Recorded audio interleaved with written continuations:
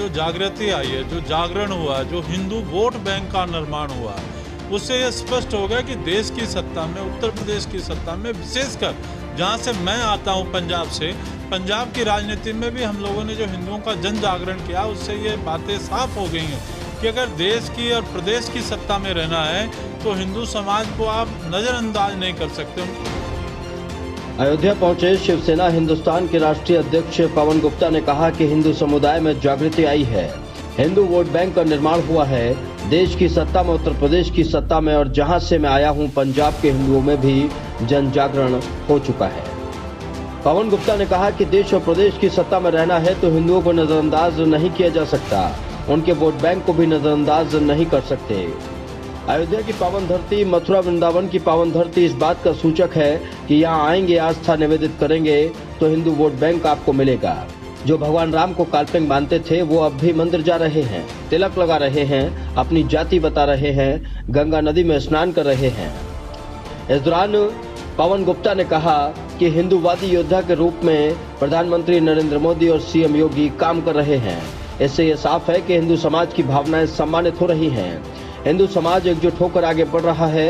बाकी दलों को भी ये लालसा हो रही है कि अगर हम हिंदू समाज के साथ रहे तो हमें भी फायदा होगा। उधर अरविंद केजरीवाल का अयोध्या आना इस बात का संकेत है कि हिंदू समाज की वोटों की लालसा सभी दलों में बढ़ गई है। पंजाब से, पंजाब की राजनीति में भी हम लोगों ने जो हिंदुओं का जन जागरण किया, उससे ये बातें साफ हो गई हैं कि अगर देश की और प्रदेश की सत्ता में रहना है तो हिंदू समाज को आप नज़रअंदाज नहीं कर सकते, उनके वोट बैंक का नज़रअंदाज नहीं कर सकते।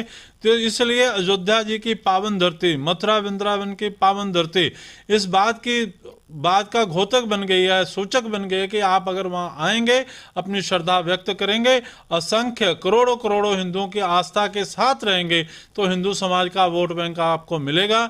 इसीलिए जो भगवान राम को काल्पनिक मानते थे, जो मंदिरों में जाने को कहते थे कि मंदिर जाते हैं लोग, लड़कियों को छेड़ने जाते हैं, वो लोग भी मंदिर जाने रहे हैं, तिलक लगा रहे हैं, अपनी जाति बता रहे हैं, गंगा जी में स्नान कर रहे हैं।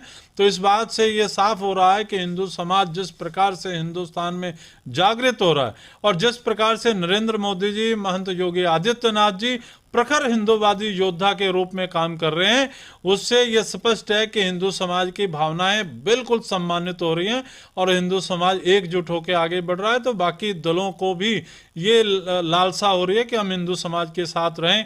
केजरीवाल जी का भी अयोध्या आना इस बात का साफ सूचना है कि हिंदू समाज के वोटों की लालसा सभी दलों में बराबर बराबर आ रही है। गौरतलब है कि उत्तर प्रदेश में जल्द ही विधानसभा चुनाव होने और इस विधानसभा चुनाव को लेकर तमाम पार्टियां अपनी तैयारी में जुट गई हैं। इसी दौरान राष्ट्रीय अध्यक्ष शिवसेना हिंदुस्तान के पवन गुप्ता अयोध्या पहुंचे थे, जहां पर उन्होंने बीजेपी की मोदी सरकार और योगी सरकार की जमकर तारीफ की। अयोध्या से प्रवेश पांडे, टीम एन भारत।